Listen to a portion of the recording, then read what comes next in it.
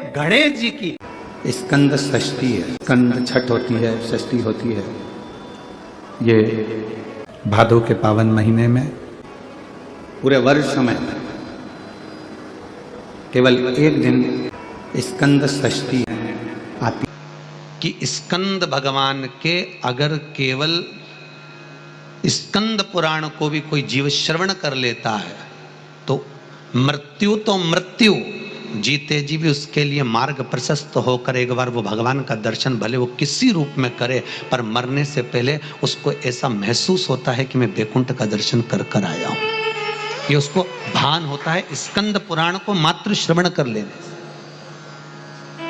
मात्र श्रवण। स्कंद भगवान का पूजन करा, भगवान शंकर का शिवलिंग बनाया, शंकर भगवान के गणेश जी को और स्कंद देव को बिठाकर पूजन किया। इतना पूजन करा विश्वामित्र और सत्याव्रत ने, इतना पूजन करा, भगवान विष्णु ने कहा नया रास्ता बना दिया जाए। विश्वामित्र जी ने धर्म से स्कंद देव से कहकर एक मार्ग का निश्चय किया। उस मार्ग पर राजा सत्याव्रत चलकर जाने लगे। जब थोड़ी दूर पर राजा सत्याव्रत पहुंचते से उसी समय पर इंद्र को जलन होने लगी कि जीते जी तो कोई आ ही नहीं सकता, तो ये मरा हुआ ये जीते जी कैसे आ गया। इतने में इंद्रदेव ने उसी समय राजा सत्याव्रत को ऊपर से नीचे धक्का मार दिया। धक्का दिया, राजा सत्याव्रत नीचे आ गया। बैकुंठ के मार्ग से धक्का देकर राजा सत्याव्रत को नीचे फेंक दिया। राजा सत्याव्रत ने विश्वामित्र जी से कहा मेरा तप, मेरी साधना और स्कंद देव ने मुझे मार्ग दिया, इसके बाद भी इसने नीचे क्यों फेंका मैं नहीं जानता, पर तू चिंता मत कर। विश्वामित्र जी ने कहा फिर स्कंद देव की पूजन कर।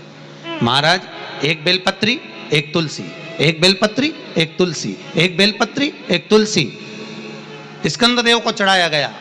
और जब बेलपत्र और तुलसा चढ़ाया गया स्कंद देव प्रसन्न हो गए महाराज। और प्रसन्न होकर कहा, भगवान नारायण को याद किया। भगवान विष्णु ने कहा मांगिए क्या चाहिए। स्कंद देव ने कहा एक काम करो, बैकुंठ तो दुनिया जाती है, इनके लिए अलग बैकुंठ का निर्माण करा जाए, अलग से बैकुंठ बनाया जाए। बैकुंठ लोक और मृत्यु लोक के बीच में एक बैकुंठ बना दिया गया और उस बैकुंठ पर मार्ग प्रशस्त करा सत्याव्रत के लिए।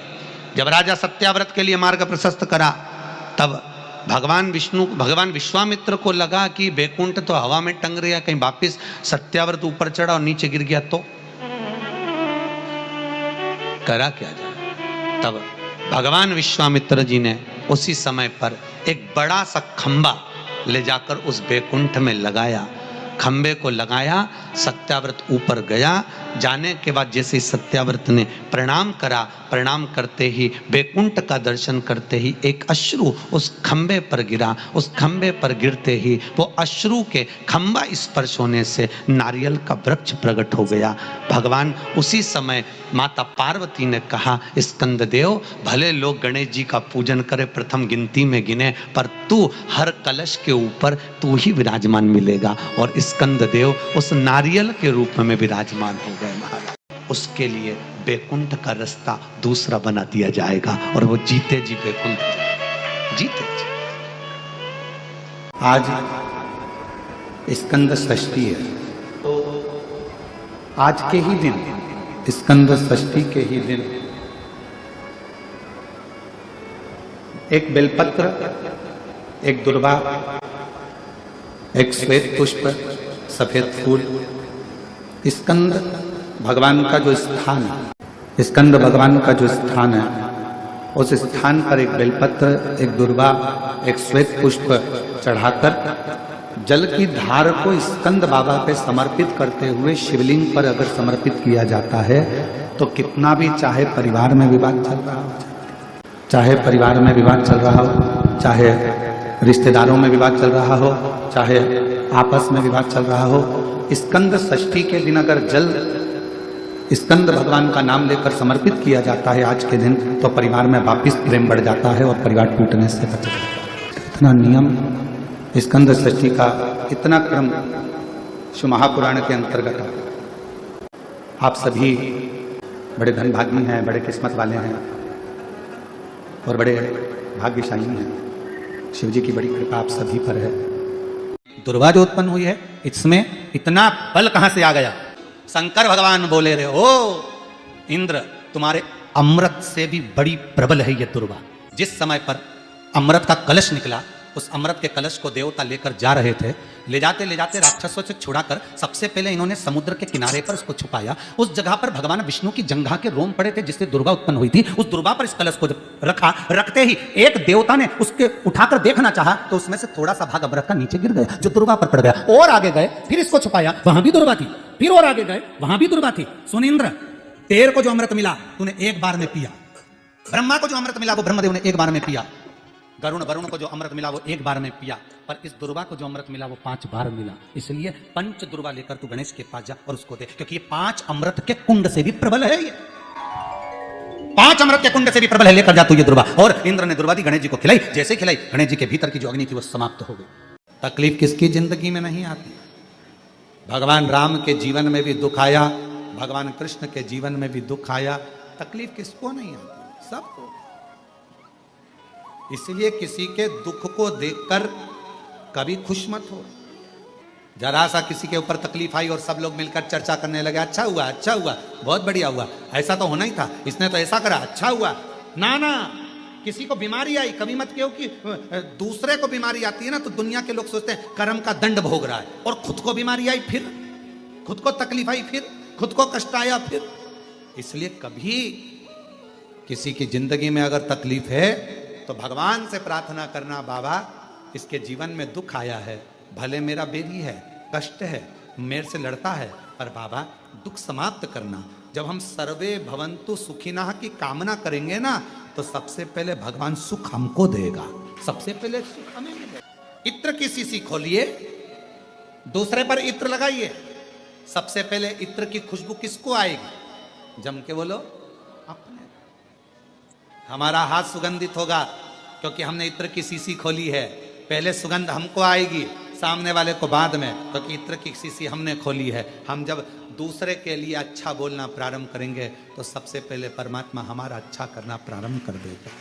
अच्छा महाराज का शिव महापुराण वर्णन करती है, किसी भी छठ के दिन, चाहे अंधेरी की छठ हो चाहे उजाले की छठ हो, अगर कडानंद कार्तिकेय जी महाराज का नाम लेकर 6 बेलपत्र पर 6 दुर्वा, 6 पुष्प, 6 अक्षत के दाने रखकर कडानंद कार्तिकेय बाबा की स्मरण कर शिवलिंग की जो जलाधारी है, जलाधारी पर जहाँ अशोक सुंदरी का स्थान है उसी के पास में कार्तिकेय जी का स्थान है। किसी भी छठ पर यदि आप बाबा को वो बेलपत्र, वो दुर्वा, वो पुष्प, वो अक्षत का दाना स्कंद भगवान का नाम लेकर, कार्तिकेय बाबा का नाम लेकर यदि समर्पित करते हैं, जिंदगी में कितना भी कर्जा हो, कर्जा 3 महीने के अंदर समाप्त होता ही है। साथ में आपका परिश्रम, साथ में आपकी मेहनत और आपकी दृढ़ता। लोग सोचते हैं कि हमने शंकर जी को बेलपत्र समर्पित कर दी, कर्जा चुकेगा, पर साथ में मेहनत भी करना।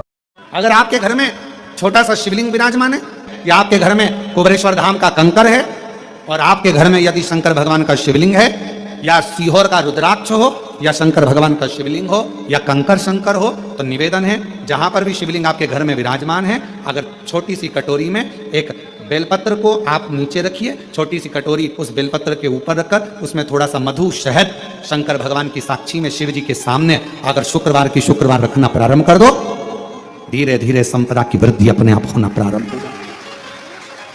मधु। इसलिए आज भी नियम है, जिसके घर में संपदा की कमी होती है, जिसके घर में कर्जा बढ़ जाता है, लक्ष्मी नहीं आती, बहुत टेंशन की जिंदगी जीता है मनुष्य, व्यापार चल नहीं रहा, बहुत तकलीफ का जीवन चल रहा होता है, तो आज भी नियम है महाराज कि सोमवार, शुक्रवार, ये 2 बार ऐसे हैं, इन 2 बार को यदि कटोरी में थोड़ा सा शहद रखकर, मधु रखकर यदि लक्ष्मी जी का स्मरण किया जाए और माता लक्ष्मी जी का स्मरण कर कर एक लाल पुष्प उस कटोरी के सम्मुख में माता लक्ष्मी का नाम लेकर रखा जाए, और बाद में वही शहद, वही मधु और वही पुष्प शुक्रवार के दिन पूजन करें, शनिवार के दिन उस मधु का, उस पुष्प का विसर्जन करें, सोमवार के दिन पूजन करें लक्ष्मी जी का स्मरण कर कर, और मंगलवार के दिन अगर विसर्जन करें, 5 या 7 सोमवार या शुक्रवार को यदि आप मधु का भोग लक्ष्मी जी को लगाना प्रारंभ कर दें, शिव का नाम स्मरण कर कर, तो उसके घर में कभी संपदा की कमी नहीं होती, लक्ष्मी उस संपदा को। तो यदि नारायण भगवान को भी प्रसन्न करना है तो मुख से क्या कहना पड़ेगा? नमस्तुभ्यम कहते हैं तो आपको लगता होगा कि शंकर भगवान खुश होते हैं, पर शिव महापुराण की कथा कहती है श्री शिवाय नमस्तुभ्यम जब हम बोलते हैं ओम नमः शिवाय जब हम बोलते हैं, नमः शिवाय जब हम बोलते हैं, शंकर जी को एक लोटा जल जब हम चढ़ाते हैं, तो शिव जी से ज्यादा प्रसन्न भगवान नारायण हो जाते हैं, भगवान विष्णु को। तो यदि नारायण भगवान को भी प्रसन्न करना है तो मुख से क्या कहना पड़ेगा? श्री शिवाय नमस्तुभ्यं।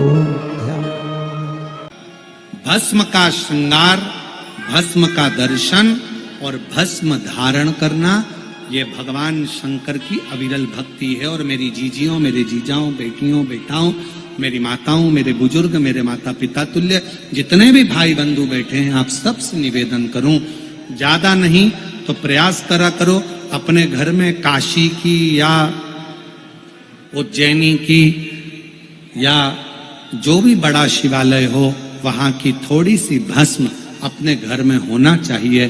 क्यों? कभी कभी हफ्ते भर, 15 दिन, 20 दिन, 25 दिन में वो भस्म यदि हमारे कंठ पर, मस्तिष्क पर या अपनी जो अच्छी जगह है, कोई फैक्ट्री है, कोई दुकान है, कोई व्यापार है, कोई व्यवसाय है, अन्य जगहों पर कोई कह देता है इसने टोना कर दिया, कोई ना कहे उसने टोटका कर दिया, कोई ना कहे इस पे कुछ ना, कोई जादू कर दिया। ना ना ना, शंकर की भस्म अगर किसी घर में है, शिव के शिवलिंग पर चढ़ी हुई भस्म यदि आपके पास में है, तो दुनिया का ना तो कोई टोना हो सकता है, ना कोई टोटका हो सकता है, ना कोई हवा हो सकती है, ना कोई हानि हो सकती है। शिव भस्म में वो बल हो, शिव भस्म। शंकर के भस्म का दर्शन, भस्म का श्रृंगार का दर्शन, शिव की चढ़ी हुई भस्म का स्पर्श, या शिव महापुराण की कथा कहती है कोई अपने मस्तक पर यदि भस्म धारण कर कर जा रहा हो, शंकर की भस्म लगाकर जा रहा हो, उसके मात्र मुखाग्रविंद का दर्शन या उसके शरीर से हवा स्पर्श कर कर भी अगर हमारे शरीर को छू जाती है तो भी हमारा कल्याण निश्चित हो जाता है। भस्म का इतना प्रभाव शिव पर चढ़ी। श्री नारद ने भगवान शंकर को प्राप्त करने के बताए हैं। उसमें पहला सूत्र है त्रिपुंड धारण करना, और त्रिपुंड भगवान देवादिदेव महादेव को लगाकर, भगवान शंकर को समर्पित कर कर उस त्रिपुंड को अपने मस्तक पर धारण। सत्यम शिवम, जम के बोलो तीसरा, सुंदर। जब जीवन में सत्य अगर प्राप्त हो जाता है तो शिव अपने आप मिल जाता है, और अगर शिव मिल गया तो जीवन अपने आप सुंदर बन जाता है। उस जीवन को सुंदर बनाने के लिए हमको कहीं जाने की जरूरत नहीं पड़ती। जीवन की सुंदरता परमात्मा का भजन। मैंने तेरे ही भरोसे, ओ बाबा तेरे ही भरोसे, हवा बिच उड़ती जावांगी, बाबा डोर हटो छठी में लटकी जावा।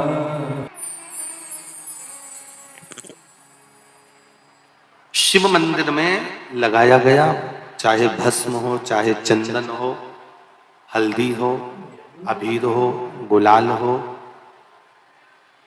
भगवान शंकर को समर्पित करी गई कोई भी वस्तु हो, उस वस्तु का, उस सामग्री का त्रिपुंड। बास्केट मध्ये ना कार्ड आहे। और हम तो पहले भी कथा में कहे, आज फिर आपसे कहते हैं कि आप रोज प्रतिदिन भगवान को लगाई गई सामग्री का अगर त्रिपुंड नहीं लगा सकते तो हफ्ते में कम से कम एक दिन ऐसा बना लो कि आज मैं शंकर मंदिर जाऊंगा और शिव जी के मंदिर पर अगर जो मिला उसका मैं मस्तक पर त्रिपुंड लगाऊंगा, भले फिर वो जल क्यों ना मिला हो, भले वो कोई सामग्री क्यों ना मिला। सूत्र बताया गया है भगवान शिव का पंचाक्षर मंत्र।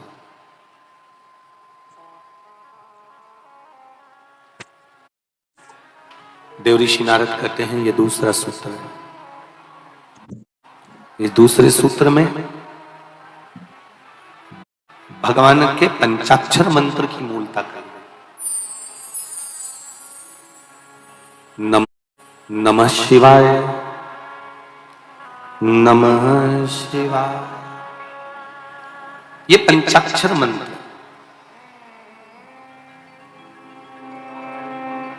जब इसमें ओम को जोड़ दिया जाता है तो ये षडाक्षर मंत्र बन जाता है, अक्षर मंत्र बन जाता है। स्त्रियां, नारियां, माताएं जब भी मंत्र का जाप करती है ना, जब भी षडाक्षर मंत्र का जाप करती है तो वो पंचाक्षर से चालू करती है। स्त्रियों को, नारियों को, माताओं को जब भी शिव नाम के मंत्र का जाप करना है तो पहले उनको पंचाक्षर से चालू करना पड़ेगा। दूल्हा दरवाजे पर जब आता है, मटकी में जो दिया लगाया जाता है, सालीहों लेके खड़ी होती है कन्याओं, वो मटकी में एक बत्ती का दिया लगता है कि 4 बत्ती का लगता है? जम के बोले 4 बत्ती का लगता है ना, 4 बत्ती का दिया, क्योंकि हमारे यहाँ शुभ कार्य हो रहा है, 4 बत्ती का दीप लगाया। तुम्हारे यहां प्रतिदिन घर में आरती करते होगे तो जो घी के डब्बे में भींगी भींगाई बत्ती रखी रहनी, उसको निकाल के धर देते। बोलो सही है गलत है? निकाल के धरी, माचिस से लगाई, तन मन धन सब कुछ तेरा, और आरती कर कुरा के, घंटी बजा के, भोग लगा के, शक्कर रख के भगवान को प्रणाम करके चली जाए। अब तुम्हारे यहाँ सत्यनारायण भगवान की तुमने कथा करवाई तो जो घी की बत्ती लगी वो तो लगी, उसके अलावा एक दिए में कपूर अलग से लगाया। मतलब कितनी बाती हो गई? एक घी की हो गई, एक कपूर की आरती हो गई। जजमान लोग यहाँ आरती करते हैं, उसके बाद में कपूर फिर जला देते हैं। उसका कारण क्या?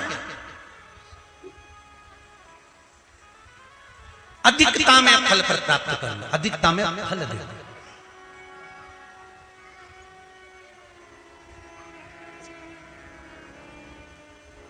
साल, 2 साल, 4 साल, 6 साल में आप भी प्रयास करा करो, पतली पतली बत्ती बनाकर 108 गिनकर घी में जब उसको पूरी बांध लो, घी में भिगोकर रख लो। कोई घर में विशेष कार्य हुआ या कहीं तीर्थ गए, कहीं गंगा जी के घाट पर गए, सरयू, मंदाकिनी, नर्मदा, गोदावरी, छिपरा आदि के घाट पर गए तो उस बत्ती को प्रकट कर कर जलाकर रख दिया। क्या होता है उससे? माता सती ने कौन सा पुण्य करा था? जो शंकर भगवान के कंधे पर शव पड़ा हुआ था और शंकर नाच रहे थे, वो सती का पुण्य था कि वो कभी एक सामग्री से शिव को प्रसन्न नहीं करती थी, बहुता में देकर शंकर को रिझाती थी। इसलिए शिव ने उसको अखंडता प्रदान की।